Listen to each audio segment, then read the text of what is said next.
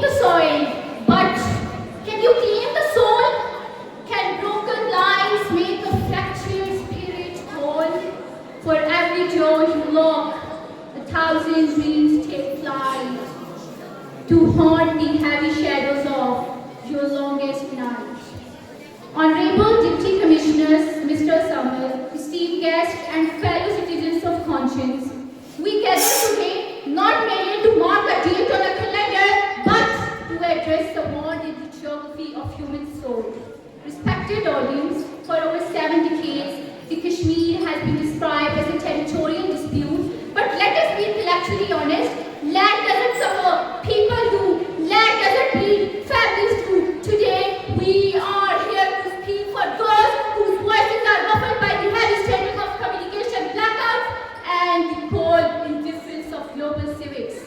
And here, the vicious cycle of silence challenges the audience to see that solidarity is not just a ceremony, but an indictment of the international legal system. If the UN resolutions are ignored for over 7 decades, it isn't just a death of the region, it is the death of the rule-based international order.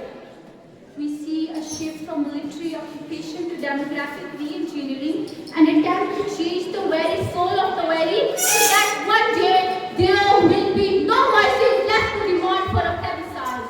By alerting the very fabric of who belongs to the valley, the attempt is to solve a political problem by erasing the people's identity. It is a silent conquest where laws are used as chisels to reshape the map.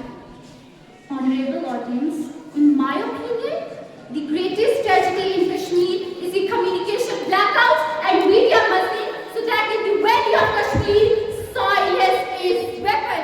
It is the silence of a world that watches, the silence of a child behind a barbed and the silence of a grave that was never meant to be dug.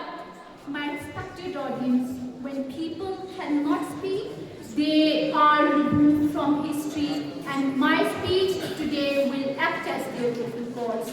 So I ask the judges of today, is the right to self-determination a universal law or a selective privilege? If the map of the world can change for others, why is the ink is frozen for Kashmiri people?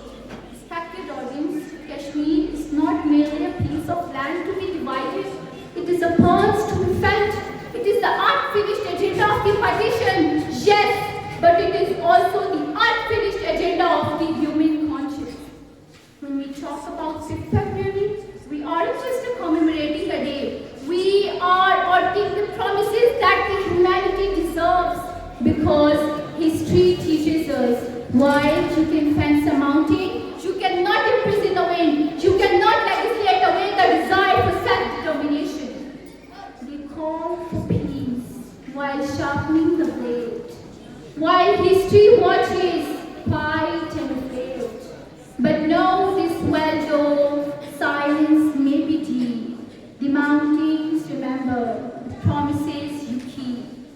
Today here, I stand to remind you that Kashmir issue is the litmus test for the world's moral compass, and as long as there is a single heart beating in the valley that remembers its history, the struggle is not over. We stand with Kashmir, not just because of shared border or shared disputed, but because we believe in that world mere might doesn't make right. We ask not for charity, but for the restoration of our stolen brothers and sisters.